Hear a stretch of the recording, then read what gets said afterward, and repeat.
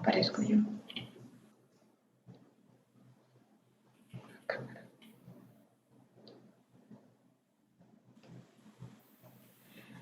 Queridas amigas y amigos,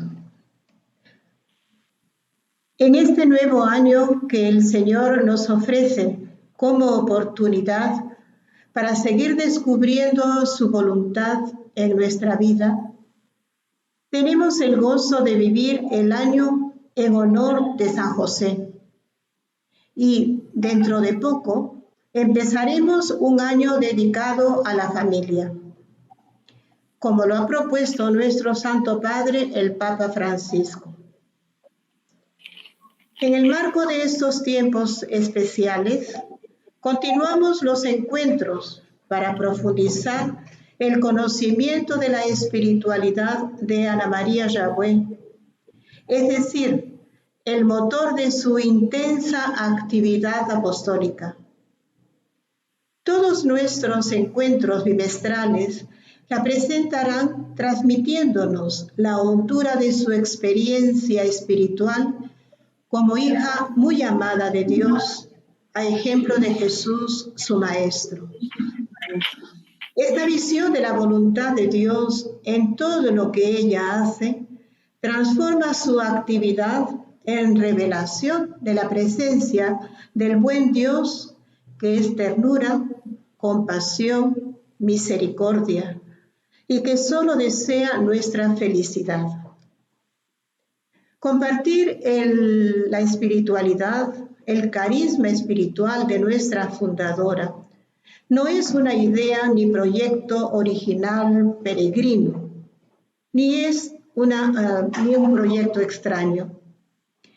Es la certeza de que siendo un don de Dios recibido y realizado por Ana María, pertenece a la riqueza de la Iglesia.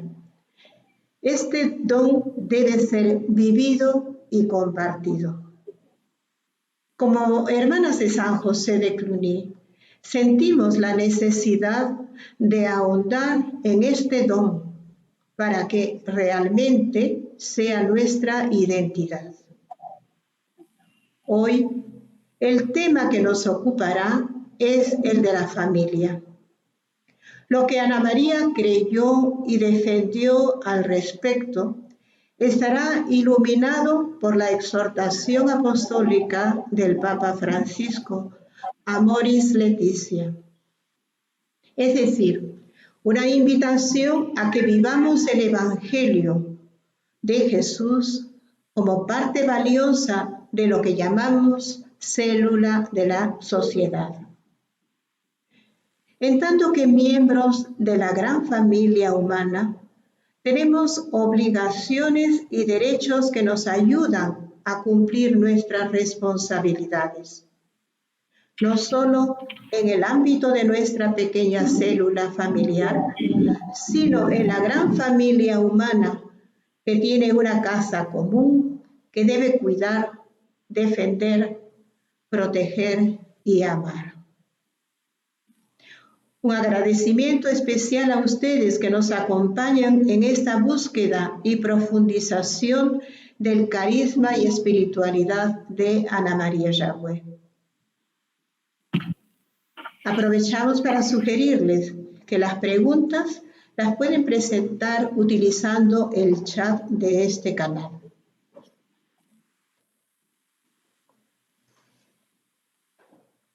En este momento vamos a presentar a nuestra primera ponente, Mirta Villanueva Rodríguez, exalumna del Colegio San José de Cluny en Surquillo. Ella es educadora y consejera. Se formó en el Pedagógico de Monterrico, complementando sus estudios en la UNIFE y en la Universidad Católica. Se ha especializado en acompañamiento a través de la maestría en consejería en la Universidad Antonio Ruiz de Montoya. Es maestra jubilada de la escuela pública. Ha trabajado en varias provincias del país y fue directora del Colegio José Antonio Encinas. Los últimos 21 años ejerció la docencia universitaria en la Universidad Ruiz de Montoya y condujo la jefatura de la oficina de tutoría. Es asesora nacional del Movimiento Laical Internacional, equipos docentes y formadora nacional de las ESPERE, que son las Escuelas de Perdón y Reconciliación. Actualmente es una de las coordinadoras de la Comisión de Educadores de la Iniciativa Pastoral Resucita Perú Ahora. Para mí es un orgullo poder presentarla para el tema Ana María Yagüe y su visión de la vida en familia, partiendo de su propia experiencia. Mirta nos presenta, pues, a nuestra madre fundadora y a ella la recibimos con mucho cariño y con mucha atención. Bienvenida, querida Mirta. Gracias. Sí, no digo gracias solo por la presentación, que me ha sorprendido, sino también gracias por la experiencia que ha significado, la experiencia gratísima que ha significado para mí preparar el tema, porque no solo ha sido reencontrarme con tantas cosas significativas de mi niñez, de mi adolescencia, identificada con mí, con esa Ana María que veía en las historietas que nos llegaban, misionera, que a mi corazón le gustaba tanto, sino también acercarme a las cartas, a todos los datos biográficos que hay por aquí, por allá, y desde mi ser mujer ahora ya con varias décadas de educadora, con hijos adultos, o sea, puedo leer todo eso y sentir cómo me mueve por dentro y cómo me ha hecho crecer este espacio de preparación. Por eso digo un gracias de verdad muy sentido. Bueno, entonces yo me presento así, exalumna de San José de Cluny, ¿no? Y lo primero que quiero compartir con ustedes es que hay una visión de la vida en familia que identificamos claramente en cómo experimentó ella a su propia familia, ¿no? Y en el contenido de sus cartas, en lo que podemos ver detrás de sus visitas y de todas las obras que ella lideró, allí hay de verdad una visión, una apuesta por un tipo de familia. Yo le quiero entonces esta noche contar lo que yo he ido releyendo, ¿no? Ya desde esta mujer adulta que soy ahora, ¿no? Seguimos, por favor, Liz, la siguiente.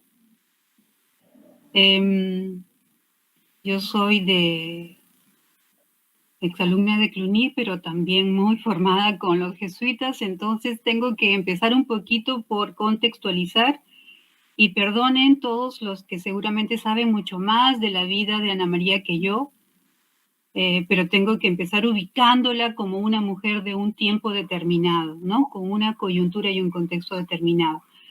Lo que yo pretendo así un poco ambiciosamente es que identifiquemos en sus actitudes, en sus obras, en su palabra, la visión que ella tenía de lo que era la vida en familia, ¿no? Y también me gustaría terminar respondiéndonos cómo sería la ejecución de esa visión en este hoy tan duro, que sabemos que mientras estamos aquí juntos, juntas, profundizando en esta espiritualidad, profundizando en lo que ella nos ha dejado, sabemos que hay un entorno de muerte, un momento de la humanidad muy duro. Ese es el hoy en el que me gustaría que cerráramos esta primera hora preguntándonos cómo sería, ¿no?, su actualización de esa visión. Seguimos, Liz. Entonces les decía que tenemos que ubicarla, ¿no? Si estamos pensando en que fue una niña y una adolescente de finales del siglo XVIII, bueno, pasa por la película por nuestra cabeza, ¿no? Francia, un absolutismo, un rey que lo es todo, una pobreza tremenda, la gente no tiene, por supuesto, educación, son muy pocos los privilegiados y todo eso decanta en la Revolución Francesa, esa que llegó y cambió el mundo, la historia del mundo con su igualdad, fraternidad, ¿no? Y todo eso sucedió cuando ella era niña, tenemos que ubicarla allí, ¿no? Entonces era un tiempo difícil, muy duro. Pensemos en todos los que acabaron en la guillotina, un tiempo de muerte también, ¿no? Un tiempo de cierre de monasterios, la iglesia pues no salió muy bien parada y en ese tiempo ya era un poco clandestina, ¿no? Pensemos en su familia, ¿no? Era de un pueblo, eran del campo, acomodados sí, pero del campo, una familia grande, 10 hermanos, pero una familia con una fe profunda, una familia muy religiosa, y ahí hay un primer dato súper importante porque hay allí algo que ella vivió, que la nutrió y que la conquistó definitivamente para siempre. ¿Mm? Seguimos, Liz. En esta contextualización también tenemos que recordar las cosas que ella hacía, cómo era, ¿no? Decía hace un ratito, una niña catequista clandestina, ¿no? Una adolescente que escondía a los sacerdotes que estaban prohibidos de ejercer, en términos de ahora.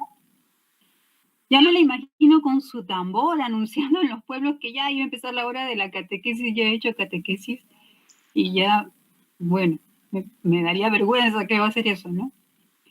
Una muchacha que dijo, me consagro, me dedico al Señor y se lo prometo, y se consagró a los 19, ¿no?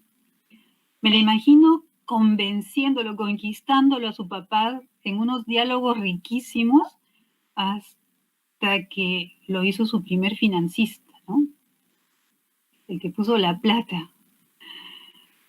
Me imagino esos diálogos con sus hermanas, ¿no? Porque 3 de ellas se le unieron para formar la primera comunidad junto con otras jóvenes.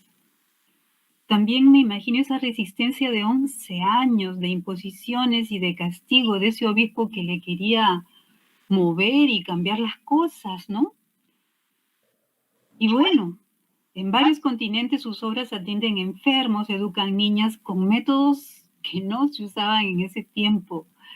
Ella educa negros, los prepara para la emancipación, organiza granjas escuelas, funda pueblos. O sea, si lo ubicamos en ese tiempo histórico como mujer, eso ya dice bastante de lo que ella apostaba en relación a la persona, a su dignidad, ¿no? Seguimos, Liz.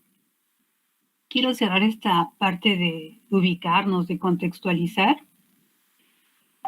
Claro, todo lo que acabo de recapitular nos habla de que ella era firme, era valiente, decidida, organizada, líder, en búsqueda, ¿no? Primero una congregación, dijo, no, no es por acá, una segunda, tampoco es por acá, fundo la mía, ¿no? Una mujer adelantada a su época. Y nos dice también todo lo que vamos a compartir esta noche, que era dialogante, que era cercana, que era cálida, reflexiva, capaz de dar marcha atrás, capaz de rectificarse, de pedir perdón, ¿no? Y con una espiritualidad, con una fe a prueba de balas. Creo que eso también es un dato con el que nos tenemos que quedar, porque hay una riqueza interna que ella desarrolló desde niña, ¿no? Y que le dio toda esa fuerza y todo lo que ella hizo, ¿no? Bien, entonces les decía que ubicamos todo esto, y antes de empezar con de a dónde sacamos esa visión, dónde la notamos, lo último que quiero ver, Liz, en el siguiente, es recordar qué entendemos por familia, ¿no? Yo quiero poner, hay muchas definiciones. Este texto, por ejemplo, lo he sacado de una lectura riquísima que yo guardo de mis estudios en consejería, 21 páginas de definiciones, desde la sociología, desde la economía, desde la historia, ¿no? Pero esta con la que quiero abordar el tema tiene que ver con la ayuda a las personas, el apoyo a las personas, ¿no? Entonces, la familia como el lugar donde las personas construyen un valor relacional, unos vínculos, ¿no? Vínculos que tienen que ser fuertes. Y la familia es el espacio que brinda el soporte, entonces, psicológico, emocional, material también, no sé por qué aquí la palabrita, material, por supuesto, ¿no? Y el soporte identitario, ahí forjamos nuestra identidad. Y yo creo que ella tuvo todo esto en la familia que conformó en su niñez, ¿no? La familia de sus padres, la familia con sus hermanos, ¿no? Seguimos, por favor. Cierro esta partecita con una definición de familia que Madame Cornuel, en una exposición en Maná 2010, comentando el trabajo que ella hizo con las familias de los negros emancipados, dijo: su concepción de familia, la concepción de familia de Ana María, no es ideológica, porque la familia para ella es algo concreto. En una familia digna de este nombre, de llamarse familia, es inconcebible que no se compartan las condiciones, ¿no? Entonces aquí ella hablaba de que ellas vivían igual que todas las familias, ¿no? Las hermanas. Pero yo destaco de todo esto que ella habla de una condición, la dignidad, ¿no? Entonces esto recordémoslo también, porque ella se acerca a las personas para recuperar y rescatar, o se acerca desde la dignidad que tiene cada persona. La mujer que no era educada en su tiempo, el negro que era esclavo en su tiempo, ¿no? Los pobres, porque ellos es a quienes dedican los primeros esfuerzos de educación, ¿no? Seguimos, Liz.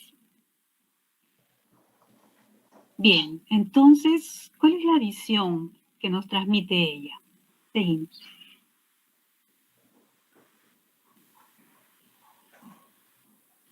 Lo podemos identificar a través de sus más de 1000 cartas. ¿Qué decía? ¿Cuál es el contenido? ¿Y cómo lo decía? Eso es lo que me ha llamado tanto la atención, la dulzura en sus mensajes, ¿no?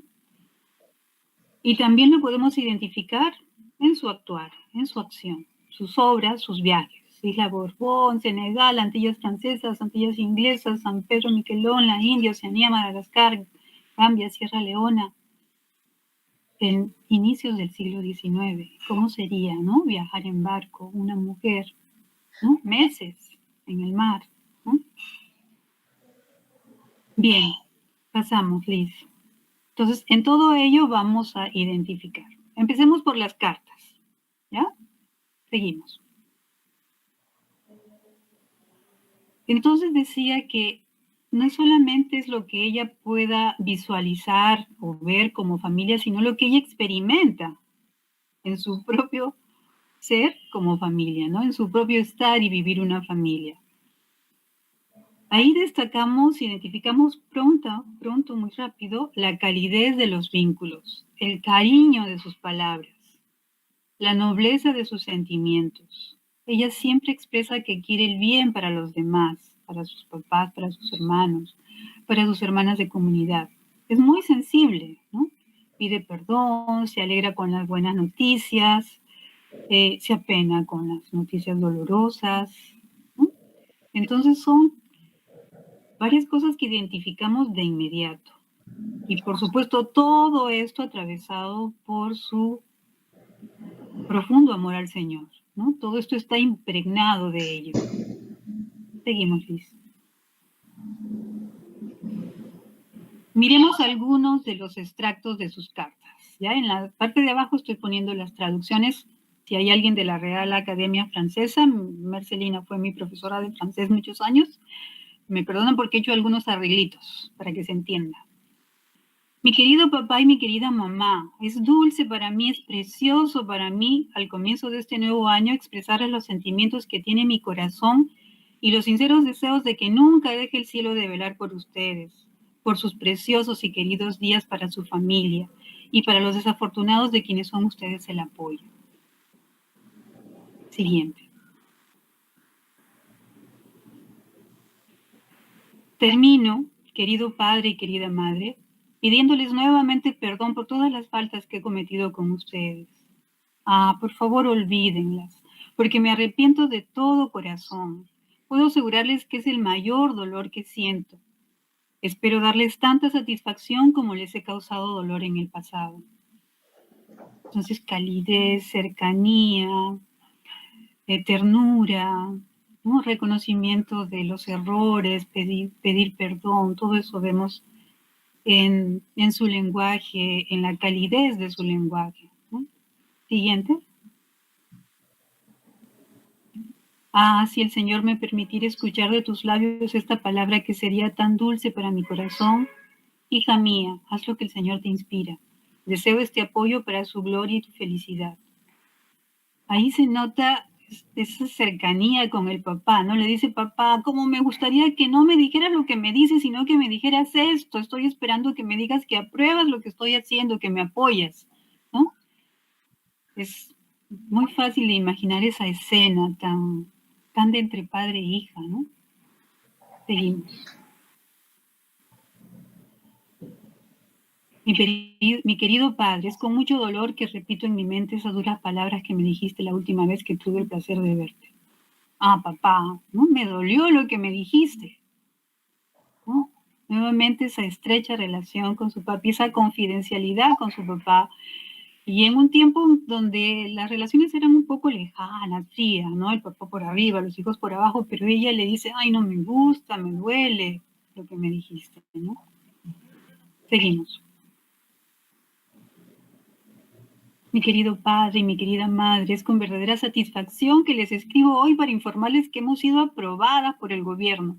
Hemos recibido el decreto imperial. Entonces, también para dar las buenas nuevas, las buenas noticias, porque ellos eran sus cómplices, eran sus compinches en todo este proyecto que ella tenía, ¿no? Seguimos.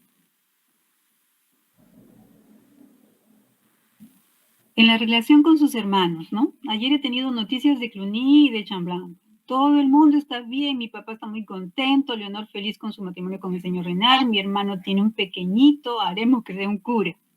¿Mm? Entonces, nuevamente, la familiaridad, la confianza, ¿no? Una gran cercanía con sus hermanos. Seguimos.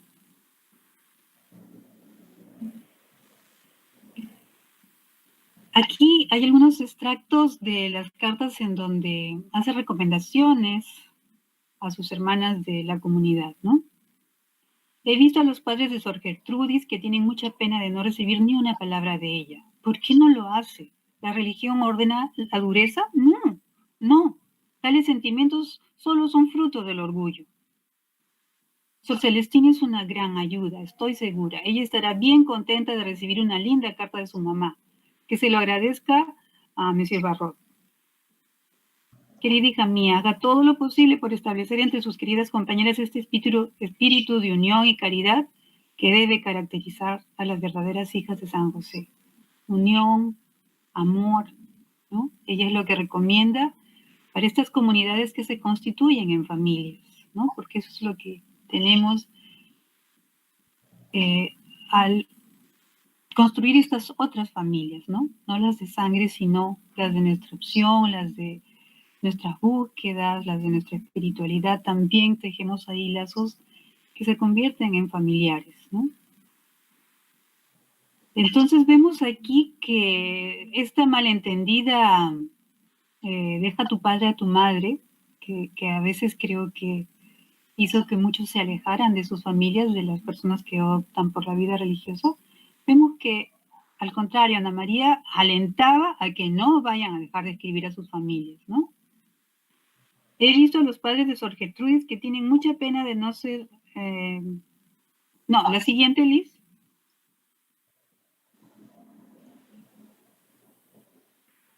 También mándennos todas las cartas de todas las casas para las familias. Nosotras las enviaremos. Diga a todas nuestras queridas hijas cuánto las quiero, que todas escriban a sus padres, sin contar las pequeñas penas que no interesan a nadie.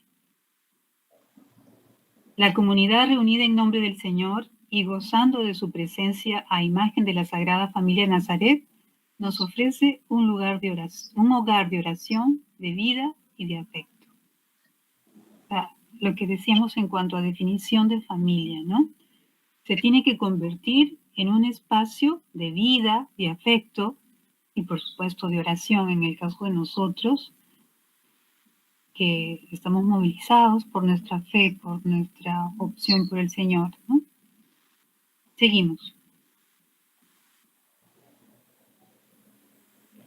Bien, entonces hemos hecho como un recuento de fragmentos de sus cartas donde identificamos en sus palabras y en el contenido de los mensajes esta visión de familia, ¿no? En la forma vemos calidez, cercanía, confianza, ternura, ¿no? Y en el fondo, en los mensajes, vemos siempre que ella propicia una relación y un vínculo cercano, cálido, dialogante, muy dialogante, ¿no? En donde nos preocupamos siempre por no dejar los vínculos con la familia, ¿no? Y les decía que un segundo lugar a donde identificar esta visión es en su actuar, sus obras, sus viajes, ¿no? Seguimos, Liz. Bueno, una primera cosa que encontramos en ella como una apuesta es la de la transmisión de la riqueza, de lo valioso que ella tenía en su fe, ¿no? Y ella es una niña catequista, o sea, ella de inmediato entendió que tenía algo para compartir, ¿no? Y hay un momento en cuando a ella le encargan las obras en África, en donde al acercarse a la cultura y a la forma de ser de los africanos, ella declara que la fe proporciona principios. Entonces, esos valores de los que hablamos, esas opciones de vida, esa dignidad que se nota desde un principio en lo que ella rescata de la persona, ¿no? Ella de inmediato lo entiende casi desde niña, ¿no? Entonces, en la acción de la catequesis, yo veo ya que nos transmite una gran convicción, ¿no? De por dónde hay que ir en el vínculo con las personas, en la construcción de los grupos de familia, de comunidad, ¿no? Y la otra gran acción son las escuelas con las que ella se inicia casi también de inmediato, ¿no? La educación. En primer lugar, para los pobres, que no tenían educación en su tiempo, por supuesto que no. Pero las mujeres tenían que cocinar, bordar, ¿no? Lavar. Ella dice, no, que aprendan a leer, a escribir, que aprendan de matemáticas, ¿no? Y los negros, que en un primer momento de la vida de ella cuando era jovencita, pues claro, los negros tenían condición de esclavos, ¿no? Y por supuesto que no iban a recibir educación, ¿no? Entonces, en estas acciones de ella ya vemos una opción, una visión. ¿Seguimos, Liz? Quiero también mencionar que en estas acciones ella se adelanta, ella le mete nuevos contenidos, ella crea nuevas formas y nuevos mensajes dentro de ese actuar, ¿no?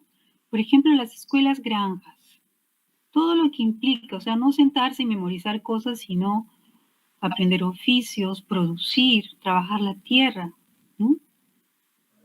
Y dentro de todo ello, por supuesto, la formación en la fe, pero es una manera muy novedosa, con metodologías nuevas, digamos así, en lenguaje de ahora, ¿no? Decía hace un ratito, ¿no? Que las mujeres aprendan no solamente aquello que la sociedad les dice que tienen que hacer, sino sobre todo leer, escribir y contar, ¿no? algo de matemática. Y a los negros, para manejar su emancipación. Si recordamos el momento, bueno, con la revolución se da por abolida la esclavitud, pero Napoleón la restituye para los negros. Pero surge un movimiento abolicionista que está luchando pues para que esa libertad sea para toda la humanidad, para todos, pues, ¿no? No con trampa.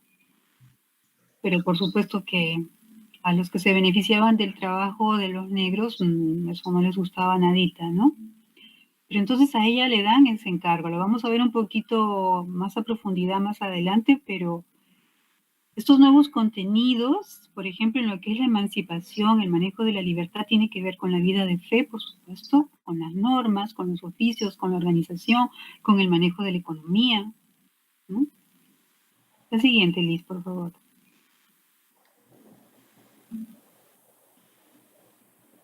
Las otras acciones, por supuesto, la atención de los enfermos, pero entre los enfermos también los leprosos, ¿no?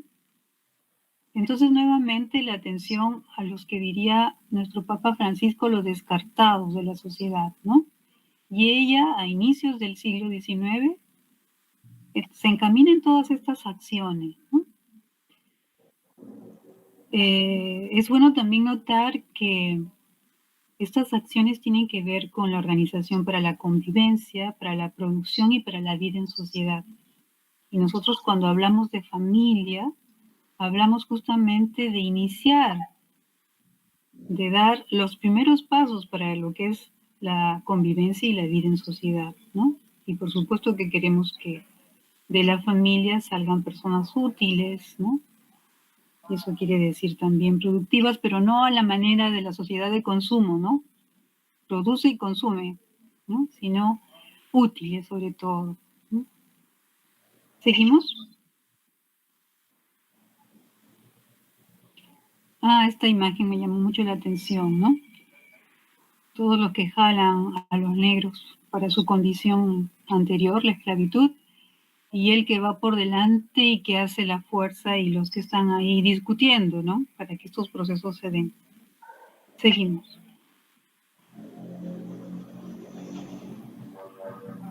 Les decía que esta es como una experiencia simbólica, ¿no? De su visión y de lo que ella hizo con respecto a esas cosas en las que creía sobre la dignidad de la familia y de la persona, ¿no? Acerca de Maná, Ana María dice, me instalé como una madre en medio de su numerosa familia. Esos son los vínculos que ella estableció en primer lugar con la responsabilidad que le dieron. ¿Seguimos?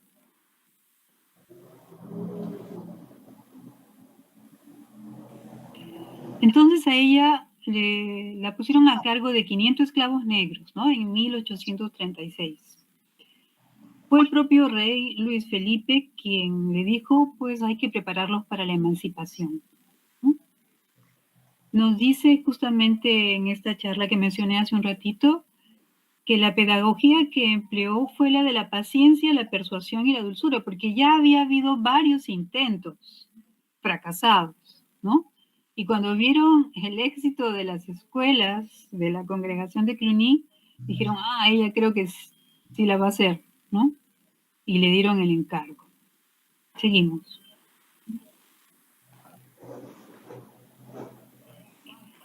¿Cuál era su intención con esta población de Maná?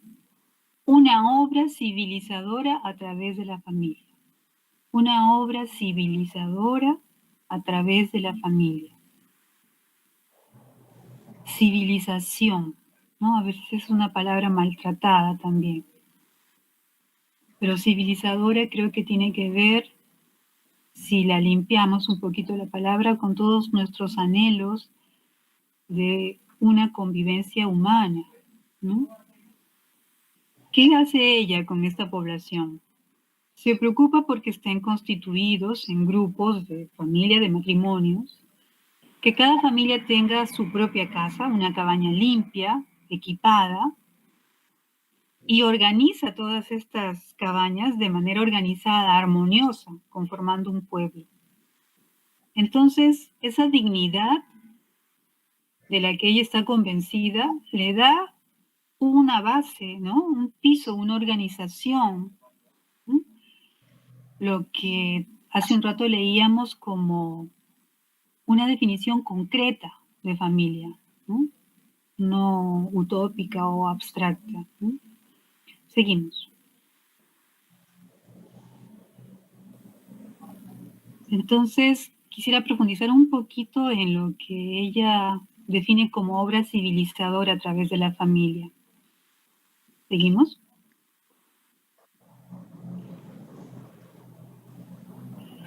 ¿Cómo sería esa obra civilizadora hoy a través de la familia, ¿no? En este contexto de pandemia, de muerte, de desigualdad, de nuevas esclavitudes, ¿no? De corrupción, lo cual habla de justamente de ese interior dañado, ¿no? Que es lo contrario a Ana María, que tenía una espiritualidad y una pureza por dentro, ¿no? Que no te quita de tener dudas, de enojarse y de todas esas cosas tan humanas, ¿no? También hoy tiene que ver con la explotación y el maltrato de nuestra casa común, ¿no? Que tanto denuncia nuestro Papa Francisco. Y esa sociedad del descarte, que también él menciona tanto, ¿no? De estas personas que no importan, que no significan, ellos no producen, no hacen dinero, ¿no? Los ancianos, los pueblos más pobres del planeta, nuestros pueblos originarios, los pueblos amazónicos, la sociedad del descarte, ¿no? No importa. Entonces, ¿cómo vivir hoy esa visión de Ana María en donde la dignidad es central, ¿no? En donde hay que empezar por algunos, o sea, hay que elegir en dónde poner los esfuerzos, ¿no? ¿Seguimos?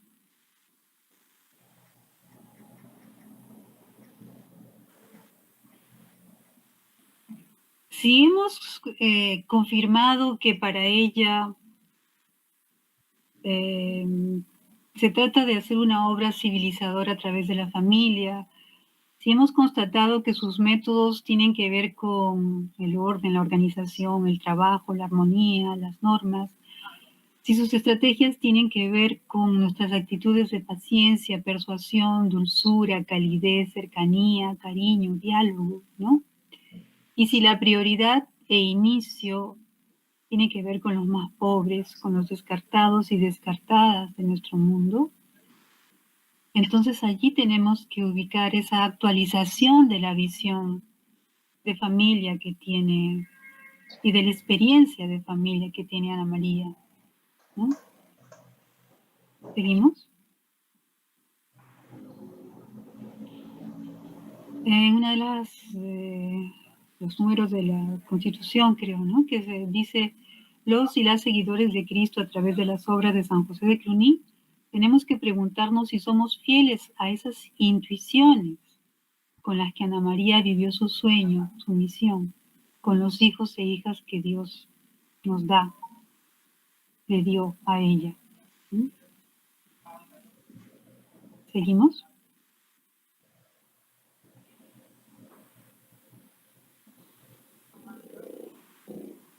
¿Seguimos, Liz?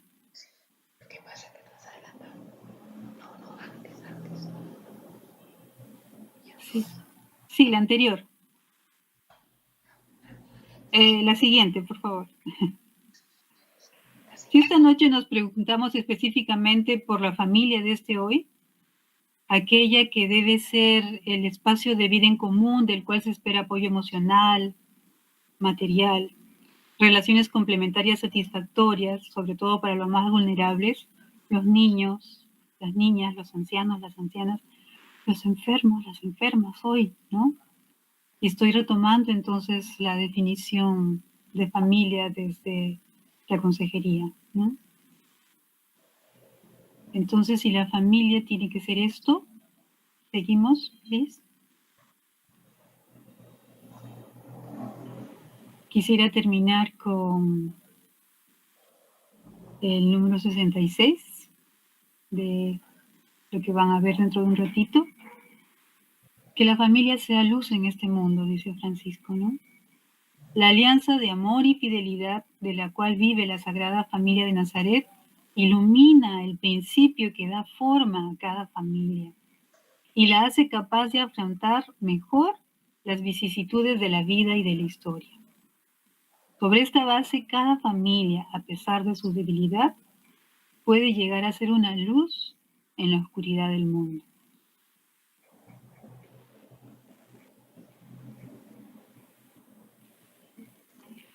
Estamos viviendo momentos de oscuridad muy grandes. Y ojalá que a través de lo que nos inspira Ana María, con su vida, con lo que hizo, con su obra, con su visión de familia, podamos ser eso que nos pide Francisco, ¿no? Ser luz en este mundo, a pesar de todo. ¿Mm? Bueno, gracias. Dejo unos minutos para las preguntas porque luego viene Álvaro.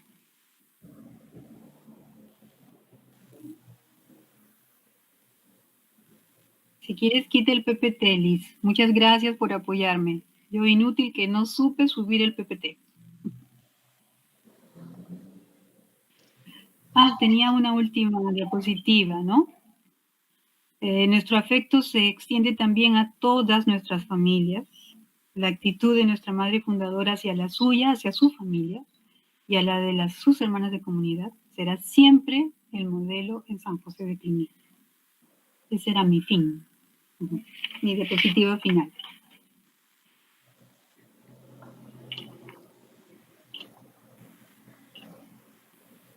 Muchísimas gracias, querida Mirta. Ahora esperamos si hay preguntas concretas. Tenemos una que podría ser tal vez complementada por lo que acabas de decir. La pregunta es, ¿de qué manera podemos imitar a la familia Yahweh en nuestros tiempos?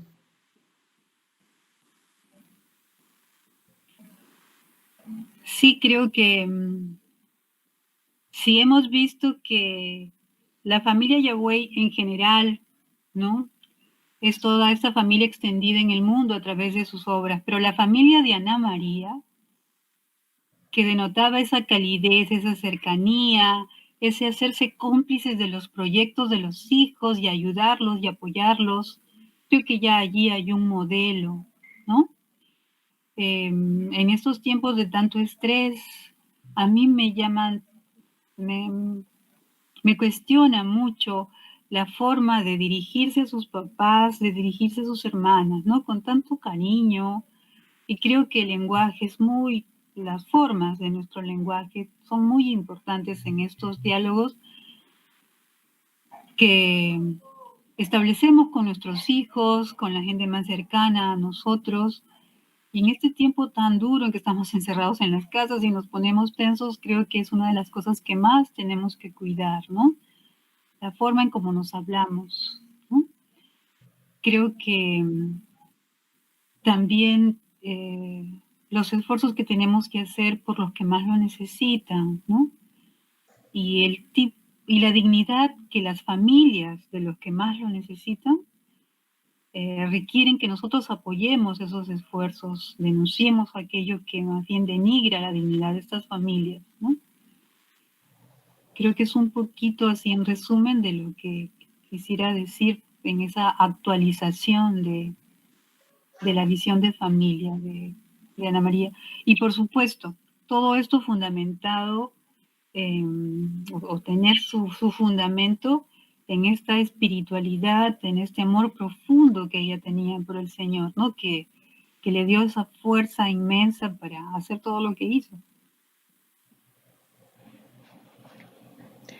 Muchas gracias nuevamente, Mirta.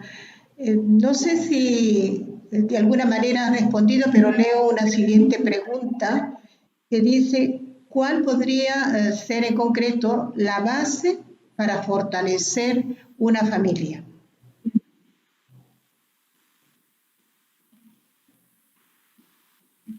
La base para fortalecer una familia, bueno, en primer lugar, ojalá que en todas las familias hubieran los referentes que requiere los niños, ¿no? Sobre todo los más vulnerables, como dije hace un ratito.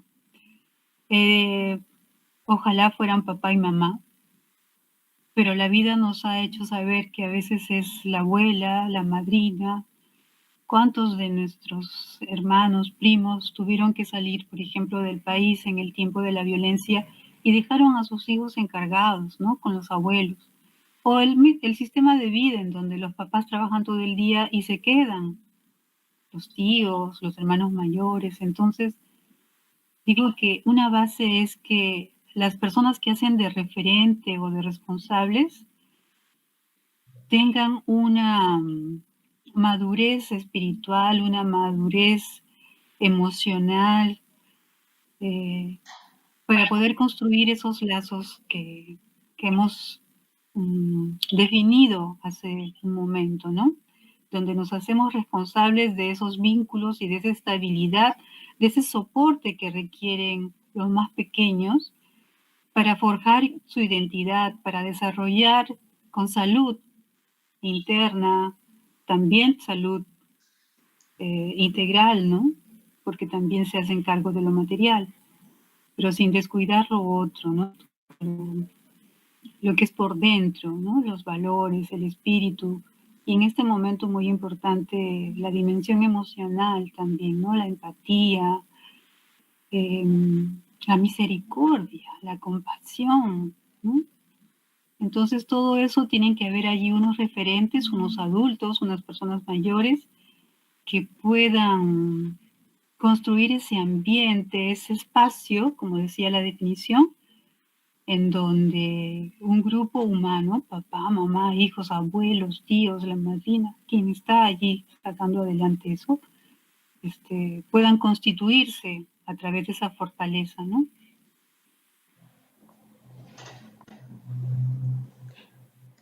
Bueno, ahora sí, creo que podemos dar por terminada esta primera parte agradeciendo muy sincera y profundamente la participación y el aporte de Mirta, nuestra querida exalumna, amiga, compañera de vida durante varios años. De verdad que te damos un abrazo bien grande, virtual, pero con todo cariño. Y pedimos la bendición de Dios para ti y para tu familia, agradeciéndote nuevamente este gran aporte en el conocimiento y profundización de la espiritualidad de nuestra Madre Fundadora. Muchísimas gracias, Mirta. Un abrazo. Gracias a ustedes, muchas gracias. Lo he gozado mucho. Hasta pronto. Es el turno. Gracias. Es el turno ahora de comenzar la segunda parte de nuestra noche de encuentro. Y lo vamos a hacer acogiendo al señor Álvaro Salazar Torres. Le damos la bienvenida.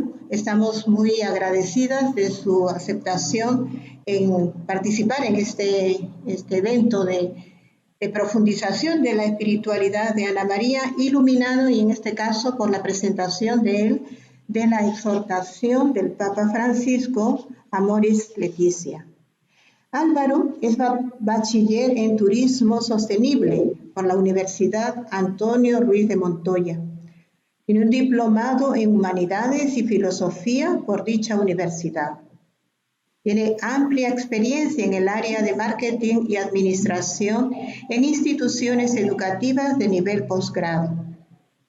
Es cofundador de Elefanta Consultores, que es una empresa dedicada al marketing y desarrollo humano de la pequeña y mediana empresa. Actualmente es secretario ejecutivo de la Comisión Episcopal para los Laicos y Juventud de la Conferencia Episcopal del Perú.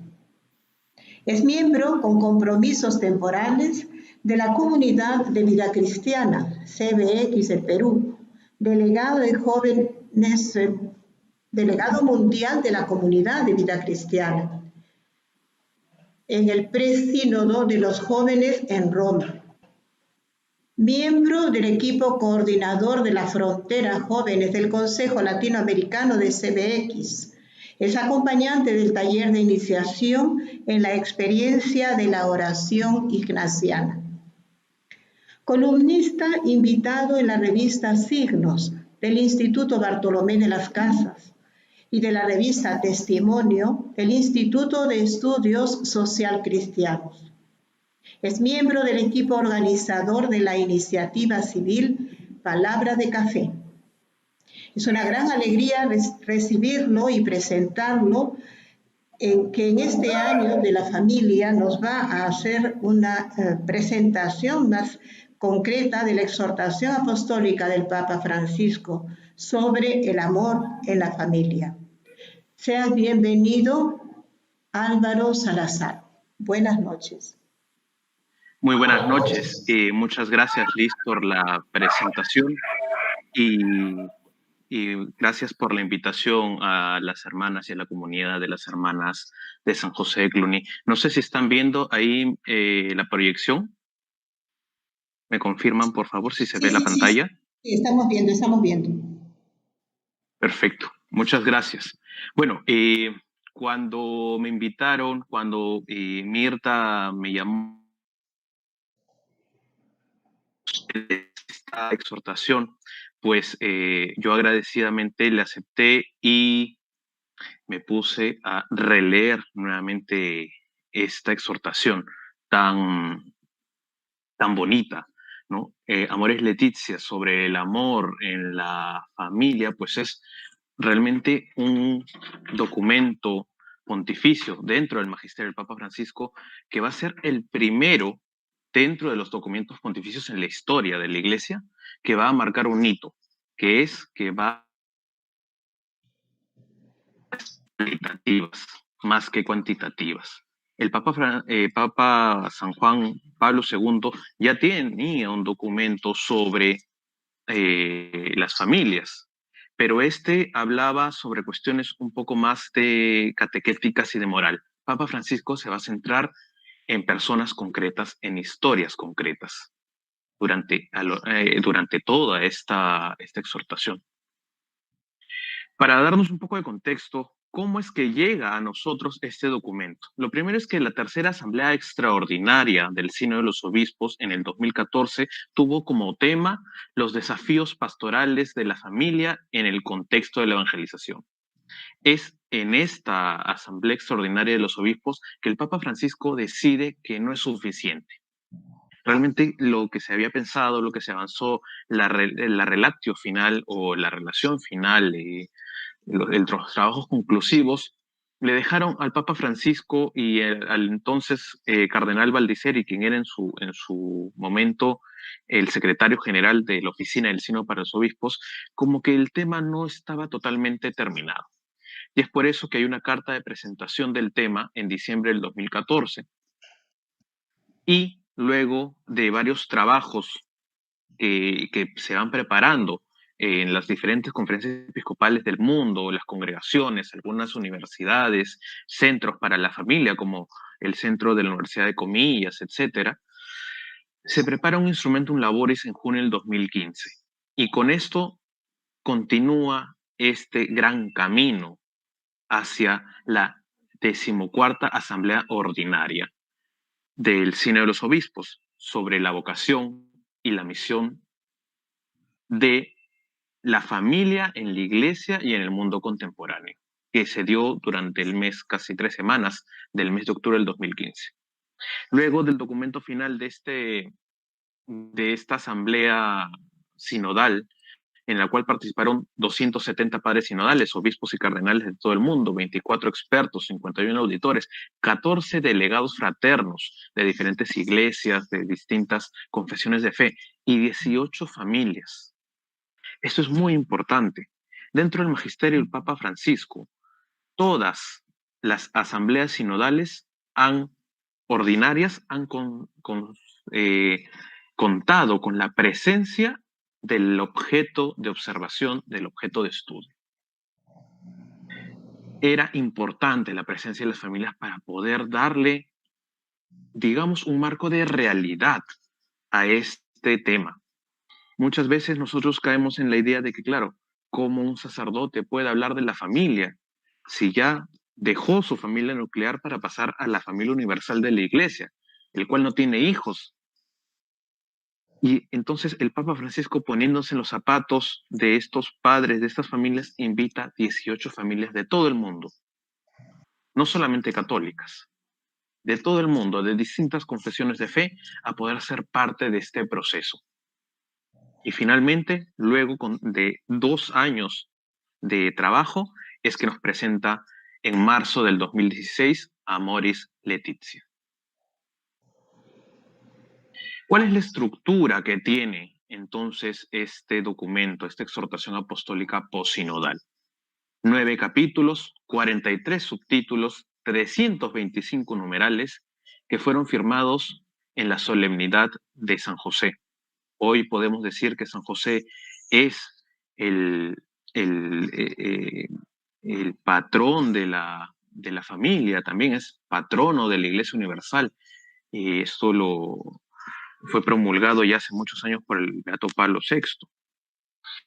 Y el Papa Francisco decide esta fecha especial también para dar un paso adelante. En la modernidad muchas veces nuestra idea de familia va cambiando, va acomodándose los tiempos. Ya no es solamente la mujer la que cría, sino también el padre. Y creo que en sintonía con esta idea de la modernidad que vamos viviendo, es que el Papa Francisco piensa que es en la solemnidad de San José y no en la solemnidad de la Inmaculada Concepción, que también pudo haberla firmado. Y además haberse dado más tiempo para escribir y seguir haciendo acotaciones. Pero es en la figura de San José que entrega este documento a la Iglesia Universal. A lo largo de estos, espero 25 minutos, un poco más, vamos a tomar algunas figuras importantes como referente para hablar de la familia y de hablar de este documento. La primera es Abraham y Sara. La segunda es Lázaro, Marta y María. La tercera es la Sagrada Familia, José, María y el Niño Jesús. Y la última es la Trinidad. Empecemos entonces por Abraham y Sara. Todos conocemos la historia de Abraham y Sara, y Sara no podía tener hijos, Abraham tiene un hijo fuera del matrimonio. Ojo, nosotros somos una religión que creemos firmemente por fe que somos hijos de Abraham, así como los musulmanes y los judíos. Y Abraham tiene hijos con una mujer esclava que no era su esposa legalmente. Dios le hace una promesa a Abraham y le dice que va a tener tanta descendencia como las estrellas. La promesa de la familia, la promesa de poder seguir creciendo, es la promesa que va a existir hasta el día de hoy. Porque Dios se revela en la vida de los seres humanos distintos y de distintas maneras. Todos somos diferentes, cada uno tiene una particularidad. Y Amoris Laetitia nos dice que es justamente este Dios que se hace presente en la historia de salvación, en la historia del género humano. Y de este encuentro nace el mayor fruto de la cosmogénesis, que es la vida humana, del encuentro de los seres humanos distintos, del hombre y la mujer, con dos culturas de vida diferentes, con dos estructuras, como decía en algún momento Mirta hace un momento, ¿no? Con dos historias de vida distintas. El Papa Francisco, a lo largo de Amoris Laetitia, va a hacer hincapié en estas particularidades. Siempre va a estar hablando de la persona, no del común, no de las grandes masas, sino de ir centrándonos en historias particulares. La familia, entonces, es un conjunto de historias particulares que va engranándose y va creando una nueva historia, una historia nuclear. En el numeral 297, el Papa Francisco nos dice Nadie puede ser condenado para siempre, porque esa no es la lógica del Evangelio. No me refiero solo a los divorciados en nueva unión, sino a todos, en cualquier situación en que se encuentren. Nadie puede ser condenado.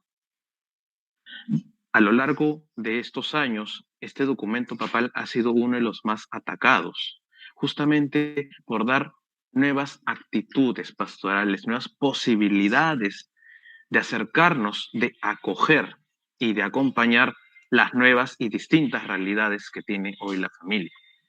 Y por eso vamos a tomar una segunda figura de familia, Lázaro, Marta y María.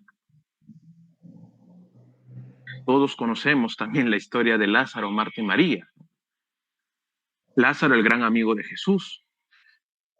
Marta y María, las que en algún momento, cuando ya Lázaro fallece, se acercan él las va a visitar y le dice, pues justamente, una le llama la atención a la otra y le dice, Marta, Marta, ¿no? ¿Por qué estás acá sentada sin hacer nada? Las familias, si se dan cuenta, son totalmente distintas. Estamos hablando de 3 hermanos que viven juntos, de 3 hermanos que ya están en edades adultas. No sabemos tal vez la historia pasada ni de Lázaro ni de Marta y María. No sabemos por qué están solos y viven entre ellos. No sabemos cuál es el mayor contexto. Y eso es lo que Papa Francisco nos dice. Muchas veces prejuzgamos la realidad de otros sin conocerla. Y con ello, la diversidad de los tipos de familia. Ya no solo existe un tipo de familia nuclear, papá, mamá, hijos.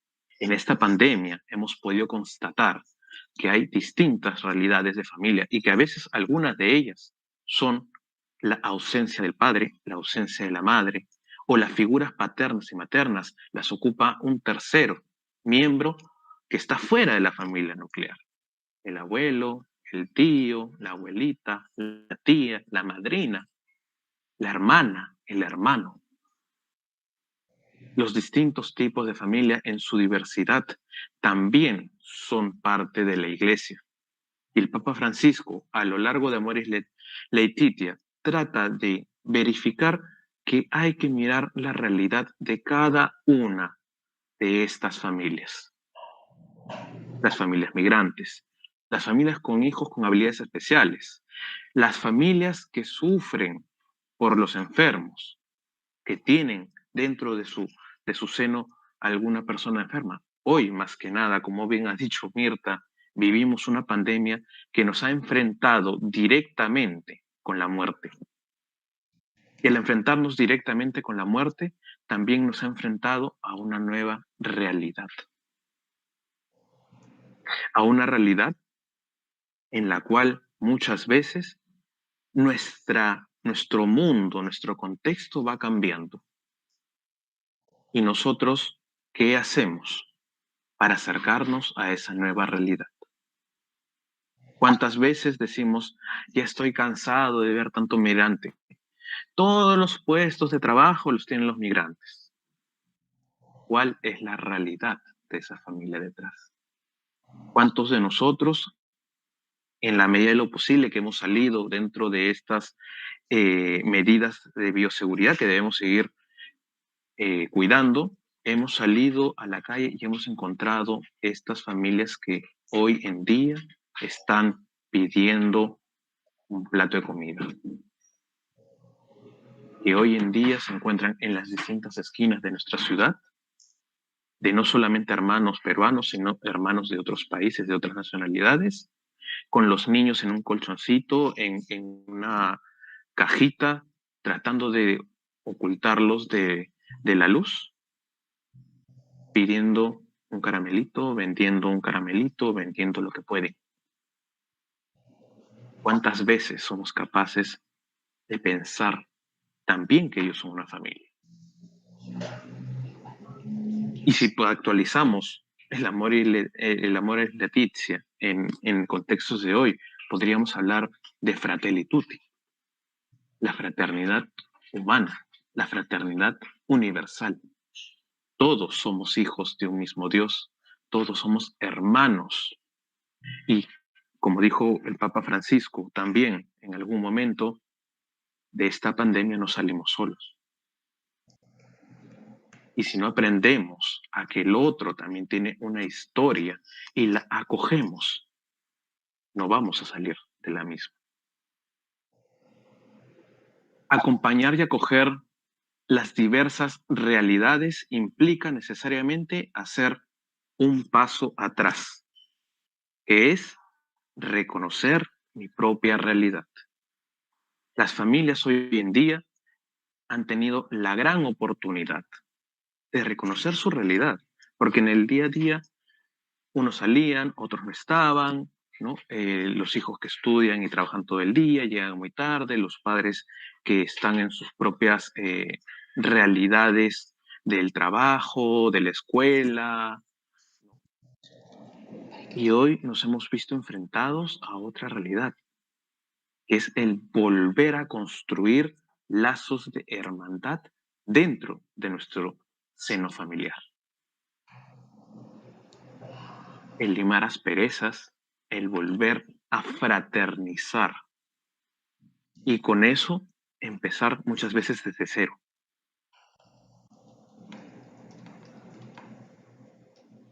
Este primer paso de acoger la realidad del otro tiene que pasar primero por acoger mi propia realidad. Acoger mi propia realidad para poder también acompañar la realidad del otro. Por la encarnación, la sexualidad forma parte del Hijo de Dios. La sexualidad aquí no debe ser reducida a la genitalidad. Significa toda la implicación afectiva y los intercambios amorosos con las características propias de lo femenino y lo masculino, respectivamente. Satanizamos constantemente la sexualidad y esto es justamente por una idea que tenía en el siglo más o menos sexto, cuando la idea de lo público y lo privado va transformando nuestra realidad y va transformando también a la iglesia primogénita. Recuerden que antiguamente toda la iglesia, cuando no era oficial, se vivía en casas. ¿Dónde se fraccionó por primera vez el pan? En una casa, realidades de los distintos miembros de la familia, porque claro, como dicen, hasta en las mejores familias, las familias no son perfectas y no tienen por qué serlo. Pero sí la familia también debe ser un modelo de santidad porque camina en las sendas de la búsqueda de Dios. Y eso ya nos va haciendo santos. Ser mejores seres humanos para poder ser reflejo del Verbo encarnado. Jesús se hace hombre. La divinidad se encarna y se hace como tú y como yo. Entonces, la propuesta del Papa Francisco en el Amoris Laetitia parte de este acompañar y discernir los caminos de los miembros de la familia. Y dentro de este proceso de discernimiento, que es algo que Papa Francisco va a darle mucho espacio constantemente en sus últimas exhortaciones apostólicas, lo ha hecho en Cristo, justamente separar la impureza que siempre se cuela de la pureza de la harina que es blanca. Pero hay algo más allá todavía. ¿Qué hacemos en el acto de cernir la harina? Permitimos que pase el aire. Permitimos que pase el aire entre las moléculas de la harina, de la fécula, etc., del trigo.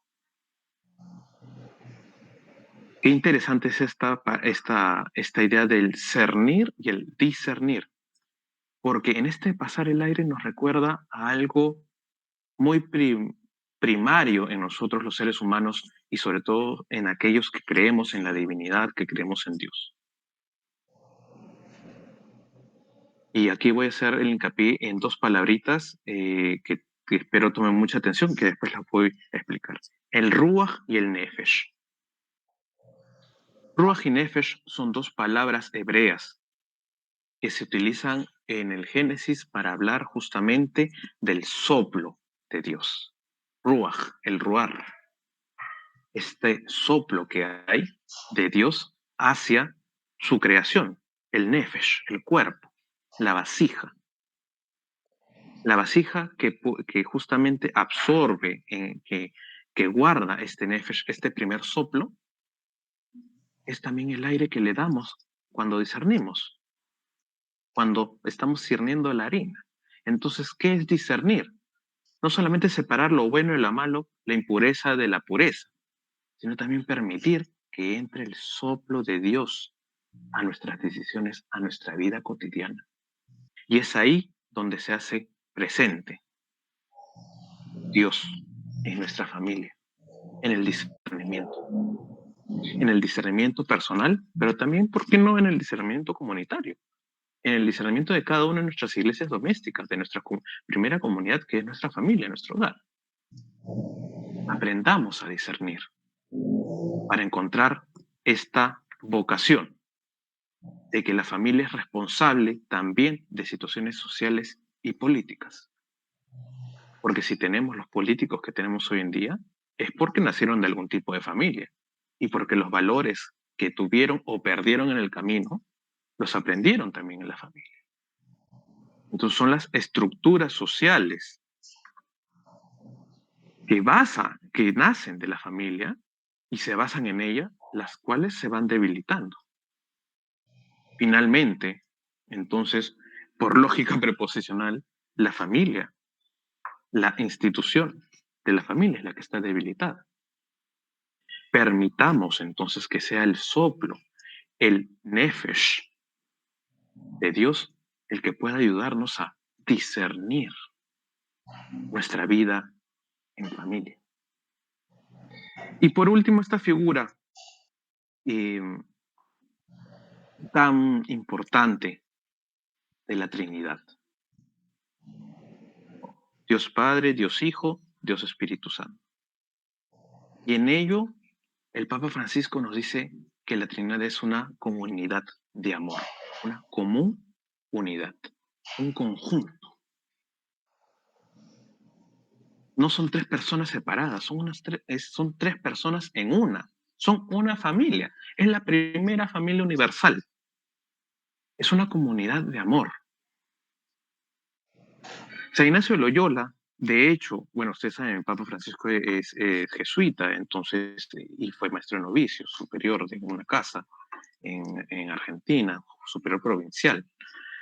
Maneja mucho la espiritualidad ignaciana. De hecho, varios de los escritos del Papa Francisco tienen este ideario de las 4 semanas de ejercicios espirituales en Ignacio de Loyola, y usa muchas figuras alusivas a la espiritualidad ignaciana dentro de su pluma, de su escrito. Y una de las más fuertes que aparece en Memorias Letizia es justamente la de la comunidad de amor. La Trinidad como una comunidad. No, la Trinidad como un espacio conjunto. No solamente como tres cuestiones separadas, tres personas indistintas, sino tres personas interrelacionadas. Esa es la primera familia universal. Y con ello, pues, entendamos lo que venía diciendo anteriormente, la iglesia doméstica, el domus ecclesiae, la familia doméstica, que debe ser reflejo de esta comunidad de amor, de este encuentro de tres formas distintas de uno solo. Y en esta pandemia, creo que hemos podido en algunos lugares reconocer estas formas creativas del amor que se han ido proporcionando en estas comunidades. Los padres que acompañaron a sus hijos en las nuevas formas de ser educados en el hogar, la ayuda ofrecida a los adultos, que ya nos comentaba también Mirta en su exposición, ¿no? Esta fraternidad, el combate a la soledad tan fuerte. ¿Cuántos de nuestros adultos mayores, cuántos de algunos familiares de nosotros han sufrido esta soledad en ese tiempo? Se les ha muerto alguien, o vivían ya solos, o el hijo está en el extranjero y ya no lo pueden visitar, o el hijo o la hija vivía a 3, 4 cuadras y ya no lo pueden visitar por el temor de ser contagiados o contagiar. La creación de espacios de oración en familia, la disponibilidad para los más pobres. Y yo incluso pondría algo más. Todo esto lo podemos englobar dentro de algo que me gustó mucho de que comentó Mirta, dentro de la integralidad. Y aquí podríamos hablar, ¿por qué no?, de la ecología integral. Y no solamente hablamos de ecología para referirnos a la plantita, al animalito, al agua. La ecología integral parte desde uno mismo. Uno se va formando dentro de esta comunidad de amor que es la iglesia doméstica, pero se va formando también reconociendo que existe un otro y que existe una creación que hay que cuidar. La formación debe ser integral. Entonces la familia debe ser su soporte de esta persona. Y con esto, las distintas realidades de familias, que el Papa Francisco incluso toca esta realidad de los divorciados vueltos a casar y dice, el particular del lugar debe revisar los casos específicos. Lo importante en la iglesia es la persona, no la masa. Y se acuerdan que al principio de esto les dije, es el primer documento, comenzando que es es uno de los documentos papales entre la historia de todos los papas más grandes dedicado a la familia, más grande que incluso que el que hizo San Juan Pablo II, ¿no? Con 325 numerales, con 9 capítulos. El de Papa Juan Pablo II tenía cuatro partes. Pero recordar esto, el tema de la ecología integral. La ecología integral parte necesariamente de reconocernos todos como un conjunto y dejar de ir dividiendo nuestra vida como un rompecabezas. Nuestra vida es un todo en conjunto y la vida en familia también lo es así. No es ser una persona aquí y otra persona allá, y entonces soy uno para los amigos, otro para mi tío, otro para mi tía, otro para el abuelito, otro para el papá, otro para la mamá, otro para los hermanos. Somos personas integrales. Y el día que seamos capaces de asumir esa integralidad, es que vamos a poder salir al encuentro del otro y de la creación para poder también seguirla. Hemos vivido y seguiremos viviendo algunos meses más temas muy fuertes. Mucha gente se nos ha ido y posiblemente también se nos seguirá yendo. ¿Cuánto hacemos nosotros para que nuestra realidad sea la de una comunidad de amor que dé soporte, acompañamiento a estas otras familias y, por qué no, también a nuestra propia familia que ha tenido que sufrir momentos duros y difíciles en ese tiempo? Nuestra vocación, entonces, la vocación de la familia es justamente esa, la de formar ciudadanos para la fraternidad universal. Y es algo que nos deja muy en claro el amor y Laetitia. La vocación primera de la familia es la formación de seres humanos. Y los seres humanos somos ciudadanos dentro de nuestro contexto y de nuestra realidad. Y yo quiero cerrar con esta oración de la maestra que escribí.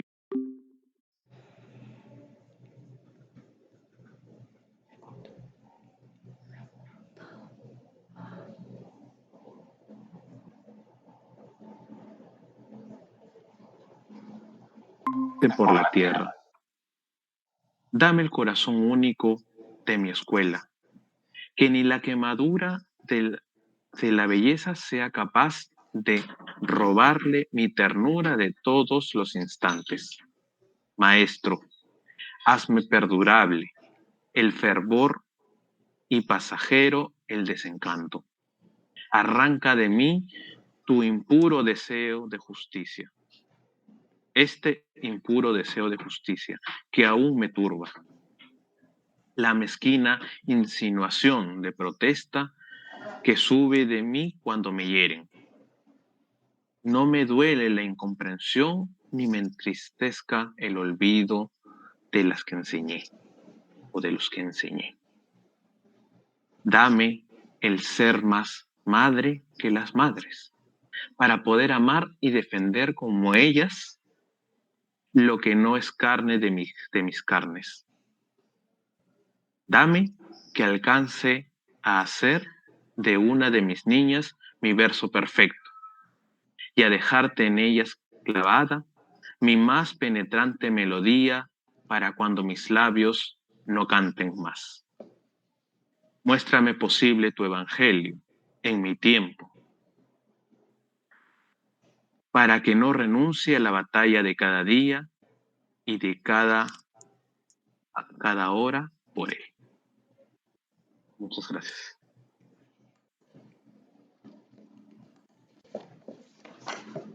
Muchas gracias a ti, Álvaro, por esta excelente exposición sobre la exhortación del Papa. Por el momento, y quizás porque hubo también hace un momento unas interferencias, no hemos recibido preguntas para dártelas, ¿no? Para pasártelas, disculpa. Y bueno, pues no sé si en el momento alguna persona quisiera que reforzaras alguna idea. A mí me gustaría que nos dijeras de qué manera podemos trabajar desde nuestra realidad para sostener, acompañar familias en dificultades. Por ejemplo, en estos tiempos tan difíciles de la pandemia, cómo acompañar a las personas, a las familias que han perdido miembros no sé, de seres queridos cercanos o lejanos, ¿no? Que están atravesando momentos muy difíciles. Gracias, Liz. Yo creo que lo primero debe partir por, como les decía, por reconocer también nuestras limitaciones. Papa Francisco en Christus Vivit, que es otra exhortación apostólica posinodal, nos comenta las cualidades del acompañante. ¿Sí? Y una de las cualidades del acompañante que a mí más me gusta es la de la escucha. Dice, el acompañante debe ser alguien que sabe escuchar. El acompañante no da soluciones.